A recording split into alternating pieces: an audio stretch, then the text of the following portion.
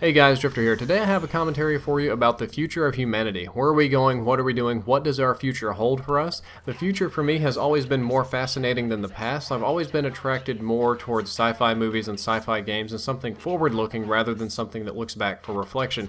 Not saying that fantasy novels or medievals, things like that are bad. I've read a few, do a few of that as well, but I much prefer people that try to imagine the future, that try to grasp and take hold of the thing and force the changes that come to place.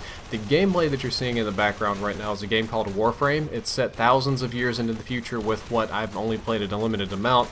Appears to be two differently evolved factions of humanity fighting each other over control of our little Milky Way galaxy. The gameplay is relevant to the commentary because we're going to be talking about space exploration and biological augmentation of your body, because I believe that these are two things that are going to be inevitable in our future if we choose to survive. The reason I think that human beings need to move to space, the number one reason, is that on Earth we have finite resources here. If we live on Earth, there's going to be a certain population bubble, a certain point at which there can be no more people, and that point is going to stagnate our growth and our overall economical models, and that's very bad because pretty much every economical model we have is built on exponential growth. And if you read some books by Isaac Asimov, which I believe, what was it, what was the name of that book where they kept asking the machine, what about entropy? What about entropy? And humanity kept expanding exponentially and it didn't have an answer. Something like that. If we stay on Earth, we hit a crashing point. We hit a peak, which is very bad. A lot of people say that this population peak has already happened or it'll be happening soon. But if we expand into space, then we do give ourselves something of infinite resources, or all of the resources we can travel to get to. These don't necessarily mean economical resources or easy to get resources. It's not like we're just going to go to Mars and be like, man, these rocks will feed people and stuff like that. The source of our food, of our nutrition, of our biology, what we are evolved to be or created to be, depending on your belief system, is locked in on Earth. But given proper technology, given proper expansion, we can get raw materials from other places, we can harvest energy from other planets, we can terraform, set up new ecosystems, we can expand off of this rock because we are overcrowded. We are currently overcrowding the planet. It's only going to get worse in the future, and it's ultimately the solution to our overcrowding and some of our economic woes. Some of the other interesting things that could come from space travel is that it's possible that we could run into another intelligent race. Hopefully they'll be friendly, but even if they're not, well, definitely, especially if they're not, that's kind of the plot of The Watchmen and several other books, is that if there is a threat from outer space, if there is a new sort of equally intelligent or perhaps even superiorly intelligent species out there, then it would reunite us. As a people, as a race here on this planet, we are bitterly divided against each other. That's just due to the circumstances of how we came to be as survival of the fittest, very competitive, my tribe versus your tribe, my country versus your country, our people live, your people die. Nobody wants to die, everybody wants to live. That's the ultimate outcome of the situation. However, as a species, we don't think much of the other man, or the other group of people. I do believe that an outside enemy would unite us, which would be good, but hopefully it will be something like they come in peace and we realize that to achieve anything we must work together as a species. That would be a good thing. Lastly, Earth isn't going to last forever. This planet has been here for a very, very long time, billions of years, and it's going to be here for another billion years or so. I don't even think that humans will be around in a billion years or so, but we're getting to that in a little bit. But it's going to blow up eventually.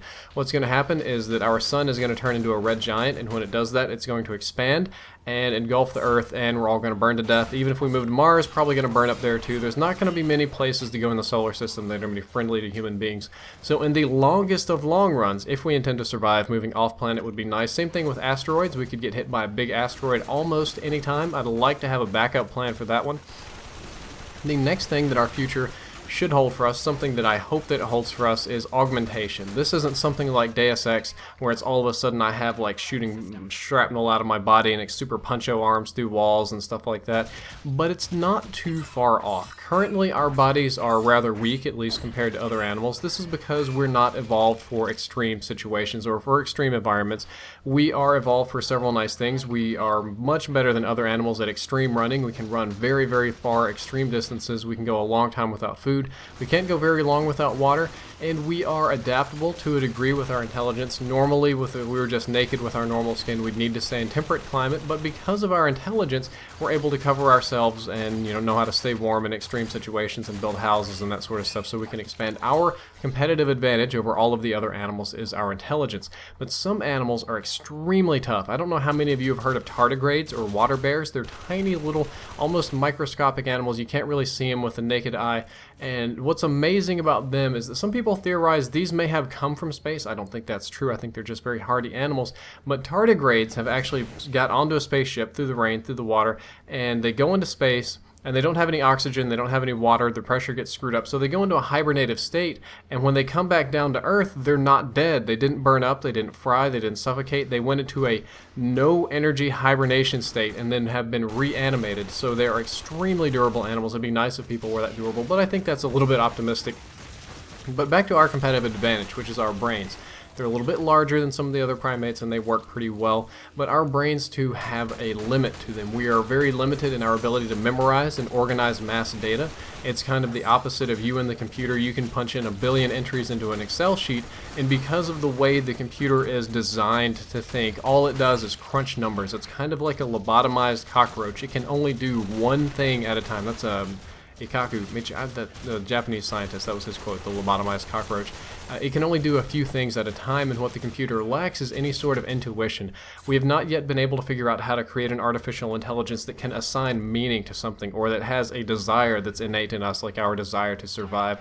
And I think that it would be amazing if we could, in some way, tie in the computer's ability to memorize and organize and sort mass data, and if we applied that to our natural intuition, the way we think about things, if we could look at bigger pictures without having to just wait on the computer to chug it and look at a 2D animated slice of something complicated, I could not imagine the things that other people or that other, humans eventually would come up with. We also die too early. We all do. The human body currently is theorized we could live maybe 140 to 200 years if we took care of ourselves perfectly, if our medicine was perfect. The downside to this is that we will all get cancer eventually. They ever say if you come up with a pill that makes you immortal, you better come up with a pill that cures cancer, because cancer just kind of comes due to the sun's radiation, due to the things we eat, because of the way we digest food, because of the aerobic cycles in our body. They create free radicals, they damage cells, sometimes the DNA doesn't work right, and we get cancer. It's unavoidable. Even in a near-perfect system, you would get cancer. So we need to cure cancer in order to live longer, and I believe that eventually longer life is coming in the future. If you've looked at the past, even only 100 years ago, the lifespan was maybe 60% of what it is today, and maybe not me, but I believe that my grandchildren might live to be 150, something like that, which would be really neat. I believe that our technology could allow us to live longer, which leads me to the next point. In the coming decades, I would hope that there can be some alterations of humanity. This could either be biological or mechanical. I believe the biological would be a more practical one. You can take a genetic approach if we get our understanding up to a certain point. You can actually insert different genes through a retrovirus of some kind. The one that I'm really hoping for is that there is a cure in development for people with color blindness like myself. I can't see colors as well as I would like to. I have the very typical male pattern red-green color blindness. It's not as extreme as what you think, but it is frustrating. And they've had some trials on animals, I believe it was monkeys, hopefully it was monkeys, it might have been rats, to where they inserted the genes that have the expressions for the extra cones in your eyes that see the extra colors, and over the course of a few years the animals were able to regrow those and begin to see extra colors. That's something I would really like in my life, but that's the tip of the iceberg. You can make people live longer, you can make them taller, stronger, faster, better thermoregulation, you could get rid of bad organs, you can do a million different things. You can have them grow a bacteria in their mouth that gets rid of the bad bacteria that we get from eating so much sugar, although the easier solution would just be to not eat so much sugar. And I think that that's going to be a big step in our future. And I don't think that the mechanical implants are going to be a big deal like you see in Ghost in the Shell and all these cyberpunk movies and Deus Ex. They're very nice, it's a good thought, but unfortunately the sheer mechanics of how something metallic attaches to our bone and grinds in, it doesn't crack the bone, it doesn't cause friction, it doesn't weaken over time, that the muscles can support the weight, that you're not going to rip your arm off when you're picking up a can of Coke, that's not very good right now, and it's just a bad matchup. It would be kind of like building a house, but half of your components are pool noodles, and pool noodles being your body. It just doesn't go very well. I believe that once the biological part advances, hopefully we can actually get new joints in our body, new bones, new materials that we can grow harder, tougher, hardier stuff that can be used for mechanical implants. I think that would be an interesting thing. And I'm talking about these biological and mechanical kind of stuff, so I'd like to talk about Theseus' ship. For those of you that don't know, this is a sort of philosophical quandary. Theseus has a ship. The ship is made of, we'll say, 10,000 boards. You take one board off and you replace it. It's still a ship. You take two boards off, you replace them. It's still Theseus' ship. Well, let's say that over time they get damaged and you have half the boards have been replaced. and only half of the ship is still originally Theseus' ship. Most people would say that's still the ship. It's just undergone extensive repairs. But what about if you did something kind of like 99 out of the, or 999,000 out of the whatever millions of boards, and you get the ship where it's 99% new stuff and there's only 1% original ship? Is that still Theseus' ship, or is it a new ship that's made to look like his ship? You apply this to the human body, and this is the logic that we get when we talk about upgrading brains and adding things. So let's say you can get a chip that you put in your brain. We'll say it's a big chip, and you replace one cell, and you put the chip in. You're still you lose a cell all the time, whatever, and you do it again, and you do it again, and you do it again. You get a brain that's about half cells and about half chips. You can't distinguish the functions between the cell and the chip, the computer chip. And most people would say, well, that's still a human brain with some computer augmentation. Okay, let's jack it up to about 90% some sort of computer chip or software that does the exact same functions of the brain, that is indistinguishable from the user and somebody else, and only a sliver of brain.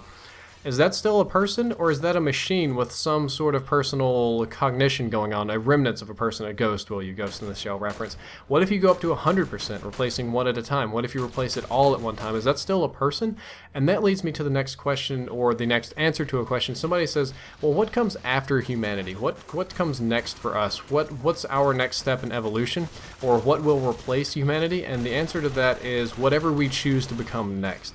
Whatever we use our technology to force ourselves to become, because we're doing really crazy things to our evolutionary path right now. Our selective mating, our natural selection is all screwed up by industrialization and the way we live. And the next set of evolution is going to occur simply by choice. Are we going to choose to upgrade our bodies biologically? Are we going to use the little retroviruses to change the DNA? Are we going to breed selectively? Are we going to be evolved to deal with computers better? Are we going to put something in our head? And eventually, I believe that the exponential growth in technology is going to lead to a new type of being that is very so much like a person and may have most of the DNA of a person or be born a person, but is technically not a human as we see now. So what happens to humanity, or what's going to replace humanity, is whatever we choose to become next, whatever we evolve into. And I don't think that's going to be a bad thing, because our influence, the things that me, you, and I do today, and our sentience and our desires and our will to survive, that will all carry on into whatever comes next and replaces us. But I won't be here to see it. We'll all be dead by then. That's unfortunate.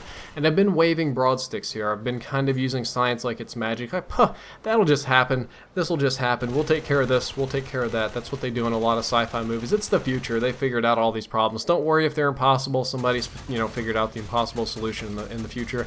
Our current problems we have are that faster than light travel just does not seem to be possible. There's a lot of different Abercrombie warp drives and interesting ways to punch through space and time, and let's fly through a black hole, and let's do this.